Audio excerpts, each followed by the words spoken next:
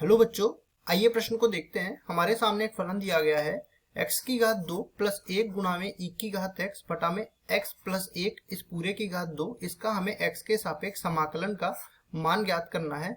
प्रश्न को हल करने से पहले इसकी मुख्य अवधारणा के बारे में चर्चा कर लेते हैं। मुख्य अवधारणा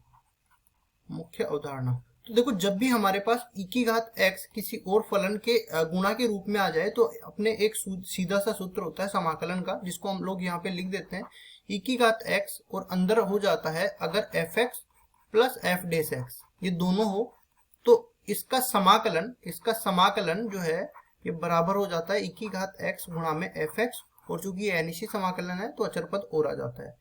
अब सवाल ये उठता है कि हमारे दिए गए सवाल में तो अपने को fx प्लस f डेस x इस तरह का कोई रूप नहीं दे रखा है, तो हम लोग इस तरह का रूप बदलने की कोशिश करेंगे। तो देखो सवाल पे चलते हैं। इस पूरे को हम i के बराबर मान लेते हैं। ये बराबर है e की घात x स्क्वायर, और ये देखो हम लोग क्या करेंगे, ये प्लस 1 है ना, तो इसमें माइनस 1 करने का प्रयास करेंगे, क्योंकि एक्स स्क्वायर माइनस 1 में ए स्क्वायर माइनस बी स्क्वायर का एक सर्वसमीका लग जाएगा। अगर इसमें माइनस 1 किया है तो प्लस 1 भी करना पड़ेगा। 1 पहले से है तो यहाँ पे बन जाएगा 2, और नीचे आ जाएगा x प्लस 1 इस पूरे की घात 2, और ये है अपने पास पूरे का x के सापेक्ष समाकलन।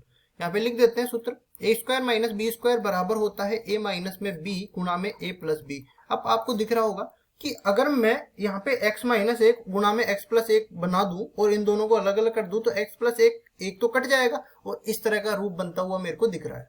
तो देखो इन दोनों को अलग अलग करेंगे तो x माइनस 1 x प्लस 1, इसके नीचे आ जाएगा x प्लस 1 पूरे की घात 2 प्लस 2 के नीचे आ जाएगा x प्लस 1 पूरे की घात 2। ये अपने पास है, और इस पूरे के गुणा में e की घात x है, और इस पूरे का x के सापेक्ष समाकलन है।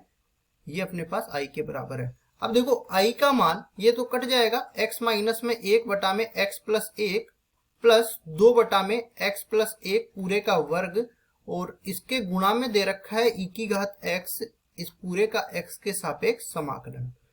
अब देखो हमारे पास इस तरह का रूप बन गया, लेकिन क्या ये fx है और ये f डेस है? बिल्कुल ये अपने पास fx मानना पड़ेगा, क्योंकि हम लोग जानते हैं कि 1 बटा x का जो अवकलन करते हैं ना तो माइनस 1 बटा एक्स स्क्वायर होता है। तो इधर तो अपने पास ये 1 बटा x मान के चलते हैं, ये 1 बटा एक्स स्क्वायर है। अब देखो सिद्ध करके भी बता देते हैं। जैसे मैं मान लेता हूँ fx अपने पास दे रखा है x माइनस 1 बटा में x प्लस 1।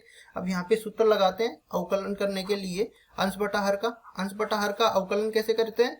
पहले अपने पास नीचे तो आ जाता है हर का वर्ग, तो दिख रहा है इधर भी हर का वर्ग दे रखा है x प्लस 1 पूरे का वर्ग, और ऊपर आ जाता है पहले हर को इसी तरह रखेंगे, x प्लस 1 इसी तरह रहेगा, अंश का अवकलन कर देंगे तो ये 1 के बराबर आ जाएगा। फिर अंश को इसी तरह रखेंगे, हर का अवकलन कर देंगे जो कि 1 के बराबर आ जाएगा। अब इसमें से देखो ये घटाएंगे ना अपन, तो x से तो x कट जाएगा, इधर प्लस 1 और इधर भी माइनस माइनस प्लस का 1 हो जाएगा। तो हम लोग देख सकते हैं यहाँ से कि f डेस x का मान मिल गया 2 बटा में 1 प्लस x इस पूरे का वर्ग, और fx का मान क्या था? fx का मान था अपने पास x माइनस 1 बटा में x प्लस 1।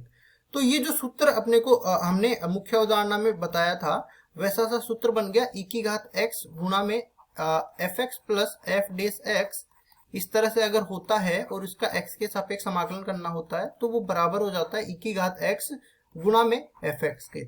तो हमारे पास क्या बना? e की घात x, और ये बना x माइनस 1 बटा में x प्लस 1 प्लस 2 बटा में x प्लस 1 पूरे का वर्ग, और इसका पूरे का x के सापेक्ष समाकलन ये i के बराबर था, तो ये बराबर आ जाएगा e की घात x, और यहाँ पे fx इसके बराबर है x माइनस 1 बटा में x प्लस 1, और चूंकि ये अनिश्चित समाकलन है तो अचर पद और आ जाएगा। ये आ गया अपने पास दिए गए फलन के समाकलन का मान e की घात x गुणा में x माइनस 1 बटा में x प्लस 1 अचर पद c। यही दिए हुए फलन के समाकलन का मान है, यही हमारा उत्तर है। आशा करता हूँ ये सवाल आपको समझ में आया होगा। धन्यवाद।